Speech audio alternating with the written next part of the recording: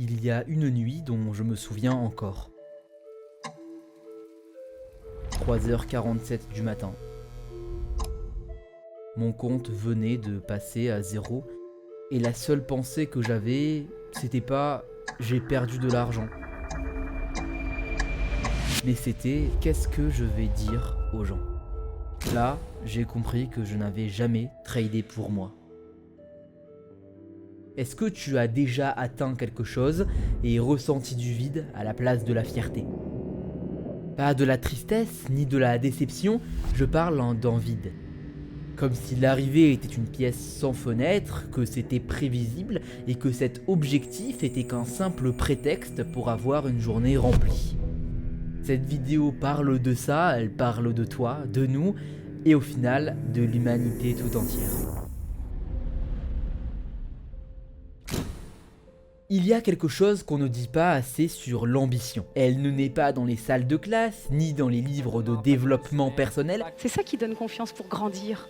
Ou même dans les podcasts de certains millionnaires. Soyez ivres et donnez-vous l'ambition de votre ivresse. Elle naît dans un moment précis, un moment souvent invisible, quelque chose qu'on a vu, quelque chose qu'on n'avait pas, ou quelqu'un à qui on a voulu ressembler. Pour certains, c'est un voisin qui roule dans une belle voiture, pour d'autres, un père absent qu'on veut surpasser sans jamais le dire.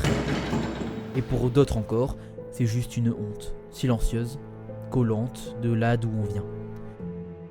L'ambition dans sa forme la plus honnête, c'est une douleur transformée en direction ou en objectif. Mais voilà ce que personne ne t'explique, la douleur, elle reste. Même quand tu réussis, même quand tu gagnes, même quand les chiffres changent et que ta situation change, la douleur, elle, ne changera jamais. Elle se déguise, elle devient autre chose, une insatisfaction chronique, un sentiment étrange que tout ce que tu fais n'est pas suffisant.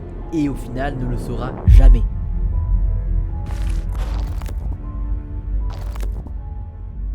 L'ambition est comparable à la vengeance. Quelqu'un a tué un être cher, le tuer en retour ne te laissera qu'un sentiment de vide.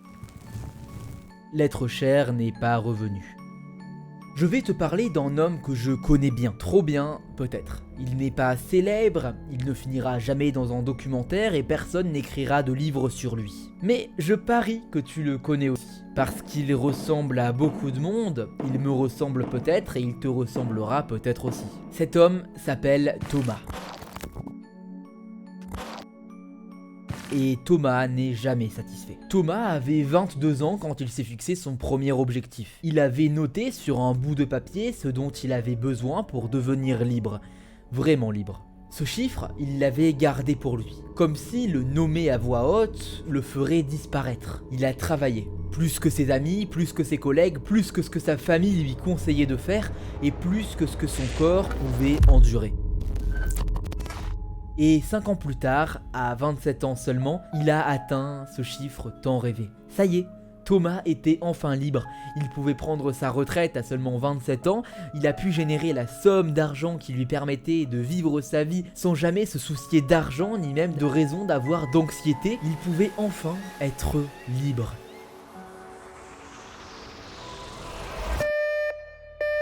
Mais le lendemain matin, en allant sur son téléphone pour enfin savourer sa vie sans aucune responsabilité, il s'est retrouvé à comparer au lieu de savourer. Il a commencé à regarder où en étaient les autres personnes de son âge, ou même des personnes encore plus jeunes, de 25, 22, 20 ans, 18 ans, ou même dans le cas de certains, seulement 15 ou 16 ans.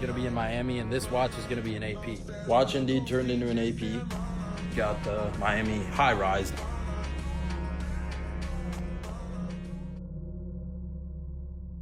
Et là, pour la première fois, Thomas s'est rendu compte que certaines personnes faisaient mieux que lui, avaient déjà obtenu ce pourquoi il avait travaillé aussi longtemps, mais seulement à 17 ans, ou même des personnes de seulement 22 ans qui avaient déjà le double voire le triple de ce qu'il avait. Et là, Thomas a eu terriblement honte. Pas honte de ceux qui s'affichent sur les réseaux, mais honte de lui-même. Pourquoi est-ce que sa vie n'est pas comparable à eux ? Pourquoi est-ce qu'il n'a pas la même vie sociable, les mêmes revenus ou bien le même bonheur ? Pour une raison qu'il n'arrivait pas à formuler, le chiffre qu'il avait obtenu après 5 ans de travail ne valait plus rien en un claquement de doigts. Rationnellement, il était toujours libre, il pouvait continuer à ne rien faire de toute sa vie, il aurait suffisamment d'argent pour vivre aisément.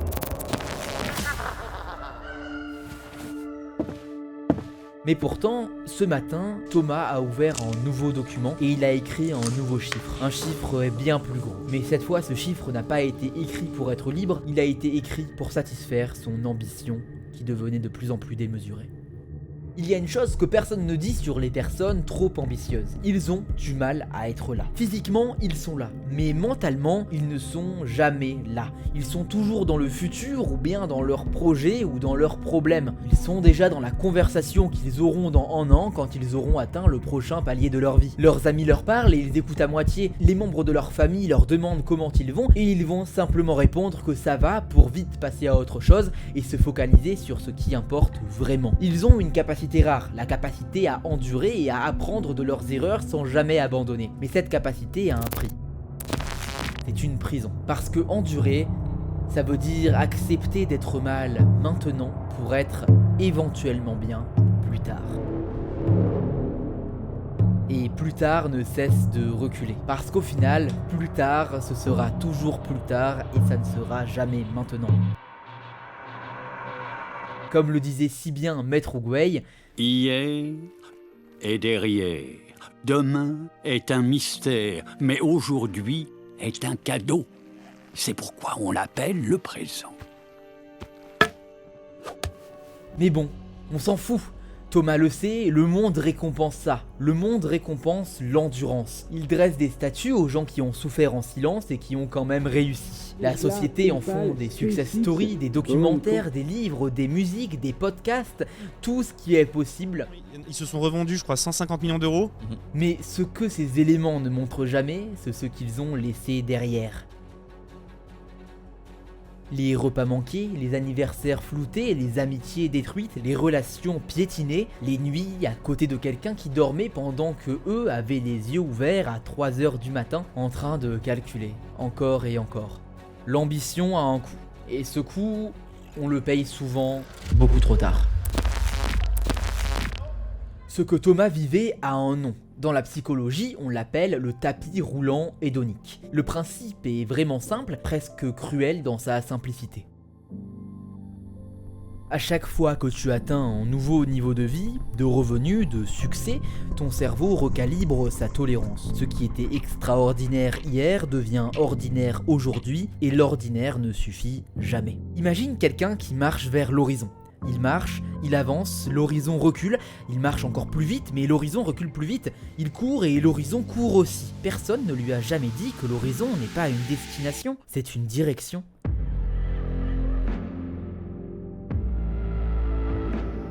Thomas courait vers l'horizon depuis plus de 10 ans. Et la question c'était pas pourquoi je n'arrive pas, la question c'était pourquoi j'ai besoin d'arriver quelque part pour commencer à exister.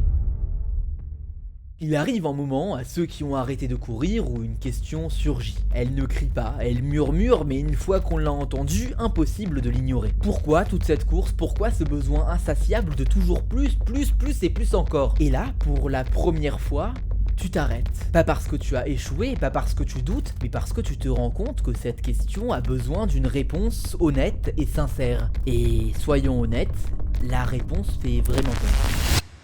Parce que derrière tout ça, derrière les chiffres, derrière les objectifs, derrière les visions sur 5 ou 10 ans, il y a une réaction humaine, très universelle. La peur de ne compter pour rien. La peur que sans tes accomplissements, sans les preuves, sans les performances, tu ne sois pas grand chose. Que ton existence soit ordinaire et que tu disparaisses sans laisser de traces. Mais comme le disait le docteur Iluluk dans One Piece, quand croyez-vous qu'un homme meurt? Lorsqu'il se prend une balle en plein cœur? Non. Lorsqu'il contracte une maladie incurable? Non. Lorsqu'il avale une soupe de champignons vénéneux? Non. Il meurt dès qu'on ne se souvient plus de lui. On a tous peur de tomber dans l'oubli après notre mort. Cette peur-là, elle est vieille comme l'humanité. Les pharaons ont construit des pyramides pour qu'on se souvienne d'eux, les artistes ont peint des fresques, et les guerriers ont cherché la gloire pour ça. Et toi, tu trades, tu bâtis, tu optimises, tout ça pour cette même raison. Pour ne pas être oublié et pour laisser une trace. À première vue, tu peux te dire que j'ai tort, tu peux te dire que non, tu as envie d'atteindre tes objectifs tout simplement parce que tu veux être à l'aise dans ta vie. Mais dis-moi dans ce cas-là, une fois que tu auras atteint tes objectifs, qu'est-ce qui te poussera à vouloir avoir encore plus? Pourquoi est-ce que Thomas, après avoir atteint cet objectif qui lui fait prendre sa retraite à 27 ans, veut encore plus? Qu'est-ce qui te pousse à plus? Pouvoir impressionner les autres. Te sentir supérieur. Au final, au-delà d'une certaine mesure, tu ne fais plus les choses pour toi-même, mais tu fais les choses pour marquer l'humanité et pour ne plus être oublié.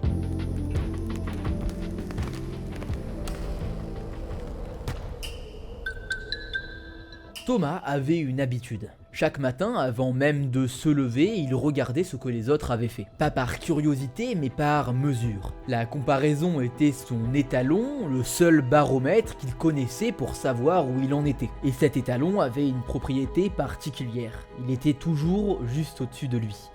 Jamais en dessous. Il ne se comparait jamais vers le bas, jamais au même niveau, il ne voulait pas s'arrêter là, toujours juste assez au-dessus pour faire mal. Pas assez pour décourager, mais juste assez pour brûler. Ce que Thomas ne savait pas encore, c'est qu'il fabriquait lui-même cette distance, inconsciemment. Parce que cette distance lui donnait une raison de courir encore, et courir lui donnait une raison d'exister. Sans la course, Thomas ne savait pas qui il était. Ce n'était plus un moyen d'évoluer, mais c'était devenu une identité.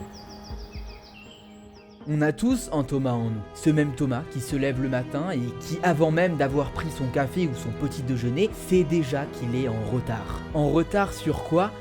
Il ne sait pas exactement. Probablement sur une version de lui-même qui n'existe pas, mais qu'il court quand même pour rattraper. Il y a un cycle. Il se passe toujours de la même manière, tu veux quelque chose, tu travailles et tu l'obtiens. Et dans les secondes qui suivent l'obtention, parfois les minutes, parfois les heures, et très rarement les jours, le cerveau recalibre. Ce que tu viens d'obtenir n'est que la nouvelle norme, et la nouvelle norme, par définition, n'est jamais suffisant. Le cycle, il touche tout le monde.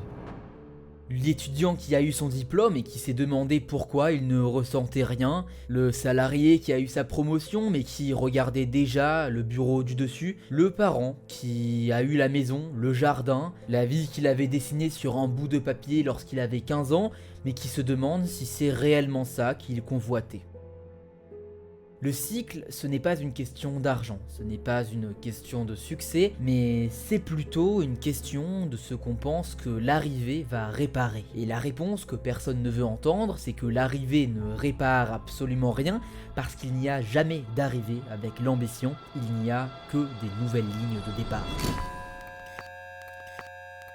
Je vais sortir du récit une petite seconde, parce que ce Thomas, je le connais très bien de l'intérieur. Je connais ce sentiment de se lever tous les matins et de savoir, avant même d'avoir mis le pied par terre, que je suis en retard. Je connais la comparaison, pas forcément la jalousie, c'est encore assez différent. La comparaison, c'est quelque chose de plus propre, de plus insidieux. Ça te grignote de l'intérieur de plus en plus tous les jours. C'est regarder quelqu'un faire mieux et se demander ce que ça dit de soi. J'ai mis du temps à comprendre que cette question n'avait pas vraiment de solution, parce qu'au final, j'ai plus de 1000 élèves qui rêvent aussi de me ressembler pour la plupart. Ils me posent des questions tous les jours, essayent de se baser et de se calquer sur mes décisions tous les jours pour évoluer. Alors pourquoi est-ce que moi, je pense déjà à quelqu'un d'autre? La réalité, c'est que la comparaison, c'est un instrument extrêmement mal calibré. Elle ne mesure pas la distance entre toi et l'autre. Elle mesure la distance entre toi et la vision que tu te fais de toi-même dans le futur. Et forcément, cette idée-là est toujours trop idéaliste, elle est toujours trop grande, parce que tu l'as dessinée dans le futur, là où rien n'est sûr, tu ne connaîtras pas le contexte de ta vie, mais forcément, quand tu imagines le futur, il n'y a pas de contrainte, tu es à 100% maître de tes décisions et de ta vie. Le toi du futur n'a pas de mauvaise nuit, il n'a pas de doute, il n'a aucune limite. Et le toi du présent, réel, imparfait, en train de regarder cette vidéo et en train de m'écouter déblatérer sur l'ambition, ne pourra jamais lui ressembler. Un soir, Thomas s'est posé une question qu'il ne s'était jamais posée par le passé, sans doute par peur de la réponse. Est-ce que tout ça sert vraiment à quelque chose? Je veux dire, pas dans le sens pragmatique, pas est-ce que mon travail est utile, il faut pas oublier qu'il vit de son travail, mais au sens profond. Est-ce que je laisserai une trace? Il a regardé le ciel ce soir-là, Et pour la première fois depuis longtemps, il a arrêté de courir. Pas parce qu'il avait trouvé une réponse, mais parce que la question semblait tellement grande que la course était devenue si petite, ridicule. Thomas a alors pensé à Alexandre le Grand, quand il avait conquis plus de la moitié du monde et qu'il a soudainement pleuré parce qu'il n'y avait plus rien à conquérir. Il a pensé à tous ces hommes et ces femmes qui ont couru avant lui, qui ont construit, dépassé leurs limites, marqué le monde à leurs yeux. Il ne connaît pas leur nom, personne ne se souvenait d'eux aussi. L'ambition, Thomas l'a compris ce soir-là, ce n'est pas une faiblesse, c'est une force et c'est magnifique. Elle peut changer ta vie de manière extraordinaire, ou bien te dévorer de l'intérieur, en fonction de la raison de son apparition, et en fonction de ce qu'elle cherche à réparer. Thomas est retourné se coucher ce soir-là, et pour la première fois depuis des années, il n'a pas pensé à demain. Il a pensé à maintenant, à ce qu'il ressentait là, dans son lit, à ce que c'était d'être un homme sur une planète, dans un univers si vaste que nos chiffres n'ont pas de mots pour le contenir. Alors la vraie question, ce n'est pas comment pourrais-je réussir plus vite, mais plutôt comment pourrais-je me contenter de ce que j'ai. Parce qu'au final, est-ce que je laisserai vraiment une trace ? Est-ce que ça importe vraiment ?